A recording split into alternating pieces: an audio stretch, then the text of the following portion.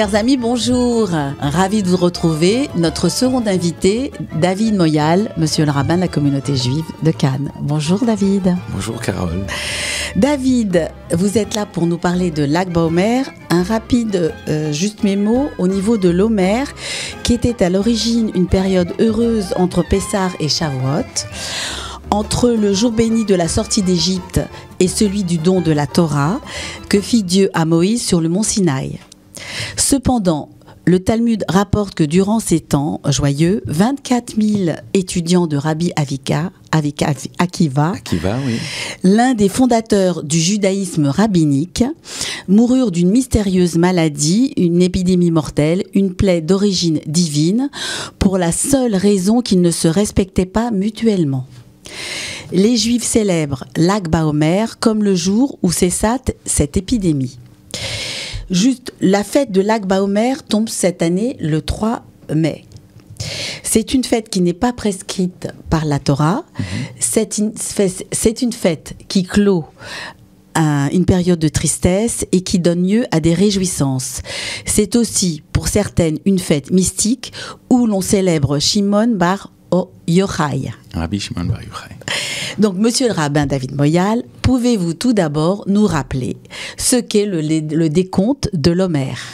Bien, la mitzvah du décompte du Omer, qui a commencé déjà depuis le deuxième soir de Pessah, elle vient inaugurer en quelque sorte le Omer. C'est la célébration agricole, c'est la nouvelle récolte. Et d'ailleurs, le conte du Omer est tellement si simple que n'importe qui peut accomplir aujourd'hui cette mitzvah. C'est une mitzvah qui demande tout simplement de nos jours, parce que malheureusement le temple n'y est plus, donc on la compte par des jours plus par des semaines. En réalité, donc le Omer, c'était une mesure d'orge qui était de 1/10 de Epha, donc c'était aussi une mesure, la Epha. Mais de nos jours, comme nous n'avons plus malheureusement de temple, donc elle se fait tous les soirs. Il y a une bénédiction qui est récitée, et tous les soirs nous comptons le Omer jusqu'à arriver au 50e jour, qui est le jour du don de la Torah.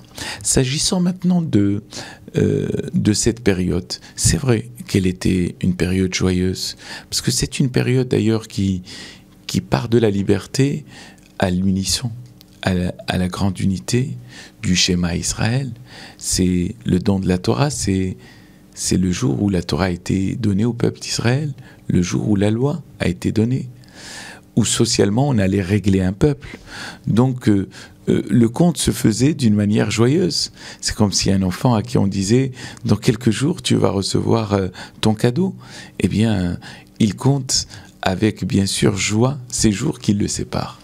Et puis malheureusement, comme vous l'avez si bien rappelé, les 24 000 disciples de Rabbi Akiva qui n'était pas n'importe qui était une sommité, qui était un Tana, c'est-à-dire l'époque de la Mishnah, qui était parmi les auteurs de la Mishnah.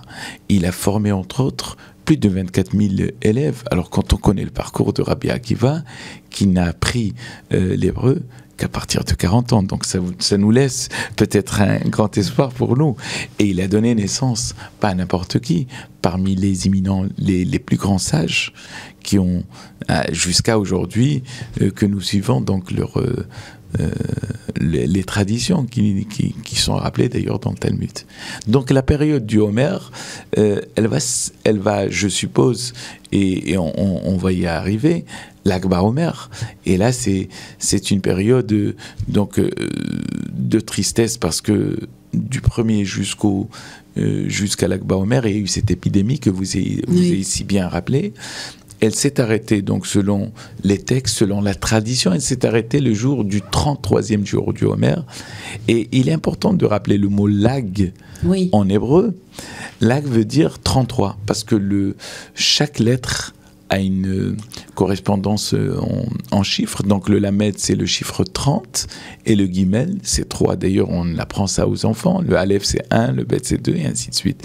Donc ce jour-là a été un jour où l'épidémie a cessé, et où d'ailleurs les festivités sont reprises un petit peu dans le monde ashkénaze ce jour-là et dans le monde séfarade le lendemain.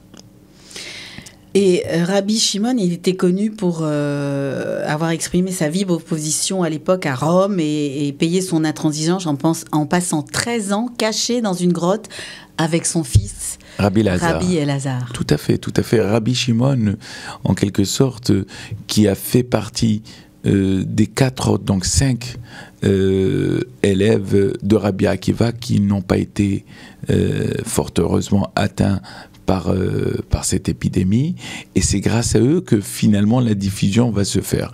Donc Rabbi Akiva, on parle souvent de Rabbi Shimon Bar Yochai, parce que Rabbi Shimon Bar Yochai va être d'ailleurs un des auteurs de la mystique juive, c'est-à-dire de la lumière, de ce qui va briller. Ah justement, vous me devancez, cher David, parce que je voulais vous poser la question, quelle relation y a-t-il entre cette fête et Shimon Bar Yochai, que l'on appelle la lampe sainte qui illumine le Zohar? En réalité, Rabbi Shimon Bar Yochai, pendant toutes ces années où il a été enfoui, parce que c'est ce qu'il faut dire, il a appris les secrets de la Torah. Il a connu les secrets. En fait, selon la Kabbale, et d'ailleurs faudrait le rappeler, oui. c'est le mot Zohar, ça veut dire la brillance, la lumière. Il faudrait ramener la lumière, cette lumière que le premier homme, qui s'appelle Adam, a presque, on va dire, éteint. Il a éteint cette lumière, et Rabbi Shimon va donner le secret des secrets. Alors, ça peut... Rabbi Shimon Bar Yochai, qui était, comme nos sages disent, qui était un homme tellement plein de cette lumière, qu'au moment où il était sorti d'ailleurs de sa grotte, le Talmud raconte qu'il a jeté un coup d'œil sur des passants qui ne connaissaient pas certainement, qui ne respectaient pas certaines règles, et entre autres le Shabbat. Il les avait pratiquement brûlés du regard. Alors on lui a dit dans le ciel: est-ce que tu es sorti de cette grotte pour juger les gens? Et pourtant, on va le voir, il va repasser une année supplémentaire, donc il va rester la 13e année, et là, il va être beaucoup plus indulgent. Il va être plutôt dans l'indulgence la plus totale, et parfois même certains textes du Talmud vont retenir la pensée de Rabbi Shimon Bar Yochai. Donc la lampe sainte, parce qu'il y a une tradition aussi avec l'allumage des bougies aussi. Est-ce que vous pouvez nous en dire quelques mots? Alors les lumières, augmenter la lumière, c'est augmenter l'espoir, c'est-à-dire aussi la vie, tout à fait. Et puis d'ailleurs, je pense que le mot la Iloula veut dire mariage. Le mot mariage, dans ce cas précis, disons que c'est la mort, normalement, de Rabbi Shimon Bar Yochai ce jour-là. Et normalement, le jour de la mort d'un grand rabbi, d'un grand maître, on doit être dans la tristesse. Ben, c'était pas le cas, parce que des années beaucoup plus tard, parce que il y a une période floue un petit peu, je dirais, dans l'histoire juive. Il y a eu une période médiévale, et on va remonter pratiquement jusqu'à l'époque du Shulchan Aruch, c'est-à-dire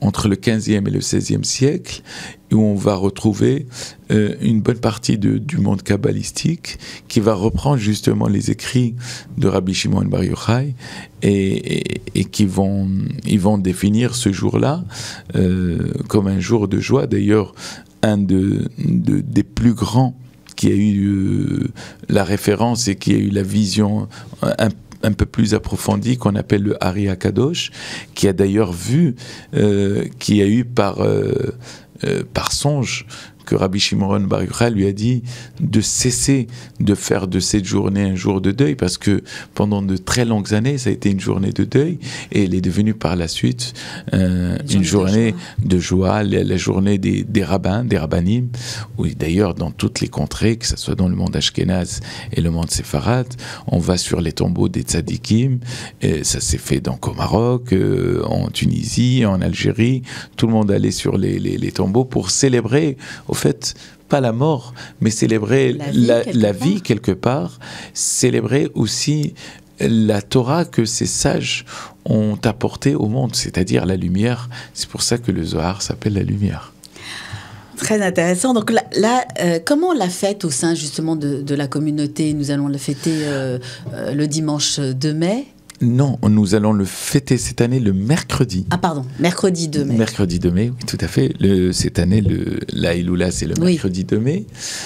Rappelons au passage que le dimanche qui va avant, j'ai fait une confusion. Le dimanche qui va avant, c'est le dimanche, ça s'appelle Pessar Sheni. Oui. C'est une Iloula aussi qui est liée à aussi un Rabbi Meir, qui était le contemporain de Rabbi Shimon Bar Yochai, donc elle se fait quelques jours avant, mais nous célébrons la Iloula de Rabbi Shimon Bar Yochai ici même d'une manière assez festive. Nous avons, comme tous les ans, l'allumage des bougies qui se fait à la synagogue, donc on va donner rendez-vous à 19h à tout le monde. Ensuite, l'allumage des bougies, la vente des bougies de nos sages. C'est la tradition. C'est tout à fait où on a l'habitude de voir nos fidèles venir et accomplir leur devoir vis-à-vis des sages de leur région. Et ensuite, nous avons une soirée, une très très grande soirée qui est prévue donc dans la continuité à 20h30. Et je peux vous dire que j'étais il n'y a pas si longtemps en Israël et que nous avons de très très très très jolis, j'allais dire, lots religieux, j'entends par là, que vous pouvez garder si Dieu veut pendant toute l'année, qu'ils seront bien sûr mis en vente pendant cette soirée pour ne pas déroger à la règle et aux traditions. Donc on peut acheter sans aucune limite les bougies, oui. Que chaque année, oui, ça a beaucoup de succès parce que oui, je crois que je pense que très festif avec l'allumage des bougies. Il y a un côté festif et c'est ce qui donne le charme, je pense, à cette journée, oui. Parce que vous savez, l'étude de la Torah doit se faire dans la joie. Je pense que l'étude ne doit pas nous rendre austères. Et justement, le fait de célébrer de cette manière tous nos sages, on ne célèbre pas uniquement des hommes, mais on célèbre aussi ce qu'ils avaient en eux. Parce que il faut faire très attention. Nous ne sommes pas en train de faire presque, j'allais dire, d'idolâtrer ces personnes. Mais loin de là. En réalité, c'est de supporter tout le message qu'ils avaient. Et toutes ces grands rabbanim ont laissé des écrits formidables qui nous servent jusqu'à aujourd'hui. Et donc, cette joie, elle est liée aussi à la Torah. Elle est liée pas aux personnes, parce que on ne doit pas être dans l'admiration des personnes. On doit supporter bien sûr, ce qu'il y a à l'intérieur de la personne et ce qu'ils expriment. Mais en aucun cas, le judaïsme n'a jamais eu de représentation, il n'en aura jamais. Et ce qui importe le plus, c'est que chacune et chacun, à travers son histoire, a une histoire avec tel Rav ou tel Rav, Baba Saleh, Rabbi Yaakov, tel Rabbi, et ainsi de suite. On a toujours une référence. On a une référence et tant mieux. Tant mieux, c'est-à-dire que l'on s'attache non pas à des hommes, mais aux valeurs que représentaient ces hommes, et c'est ce qui est important. Eh bien, est-ce que vous avez, cher David, quelques mots à ajouter par rapport à Lag BaOmer, par rapport aux réjouissances qui sont prévues au sein de la communauté pour et dimanche et mercredi 2 mai? Mercredi 2 mai. Alors, j'appelle tous nos fidèles à venir peut-être un petit peu avant l'office, pour qu'ils puissent tranquillement, avant l'office, allumer à l'extérieur, pour qu'il n'y ait pas trop de monde en même temps, je pense, voilà, oui.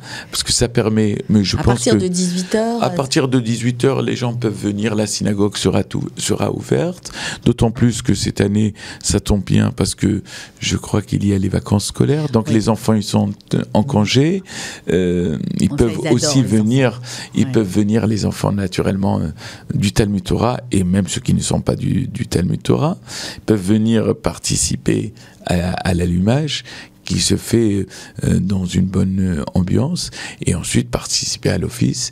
Et là, j'invite tout le monde encore, bien sûr,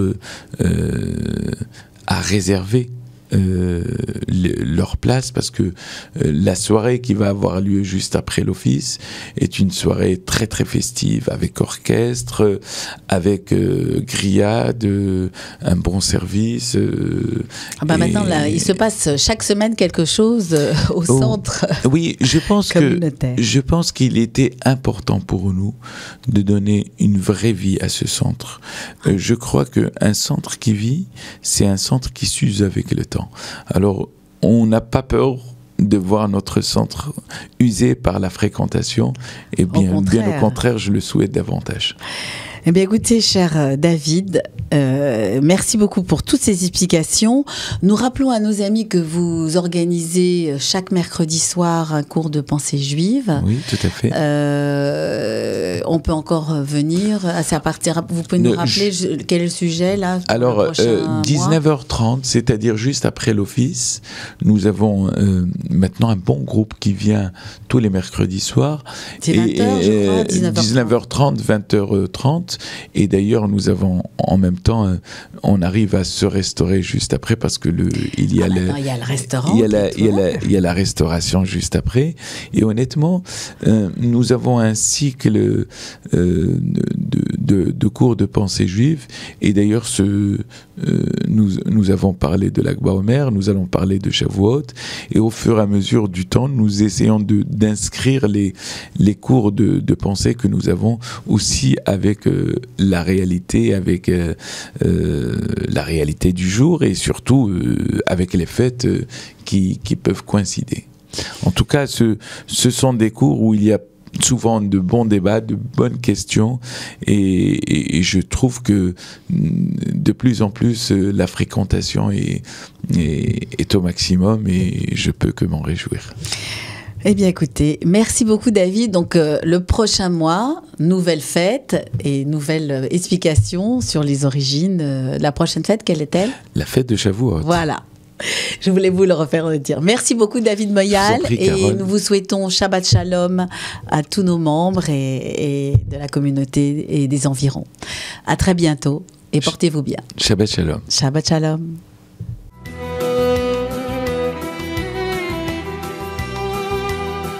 Chers amis, avant de nous quitter, je vous rappelle que la Journée nationale du souvenir des victimes de la déportation aura lieu dimanche 29 avril. Il y aura à 15h une projection d'un film « J'avais 15 ans » de Franck Cassanti.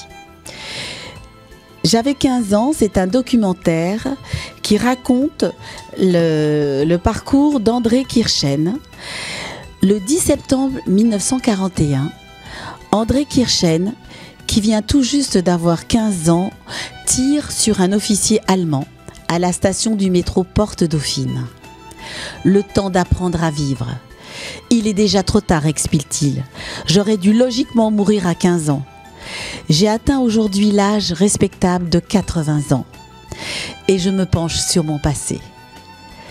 Avant de disparaître le 29 décembre 2007, André Kirchen a raconté au cinéaste Franck Cassanti son odyssée, celle d'une vie poignante et extraordinaire qui a traversé les heures noires de la France occupée. Ce film dure 52 minutes et nous vous espérons venir très nombreux pour la modique somme de 5 €. Donc ensuite, vous sera offert un thé de l'amitié et il y aura un départ groupé pour accéder au monument aux morts devant la mairie de la ville de Cannes. Et à 17h30, nous célébrerons la cérémonie au monument aux morts avec l'équipe de l'ACI et une partie des élus de Cannes. Donc nous vous remercions, nous vous attendons nombreux et surtout pour le film parce que c'est un film qui est poignant, touchant et qu'il ne faut jamais oublier ce qui s'est passé et de le transmettre à nos futures générations. Chers amis, Shabbat Shalom et à la semaine prochaine.